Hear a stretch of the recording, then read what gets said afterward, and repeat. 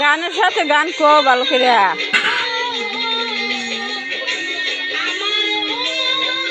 মান্না এখন গানের সাথে মগ্ন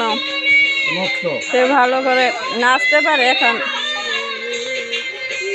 পাগল মানুষ কারো গানের মজা মজা লাগে পাগল মানুষ গানে বিরাট দক্ষ গান পাইলে আর কিছু লাগে না খাওয়া দাওয়া বলতো গানের এরকম একটা লাগে পাগলের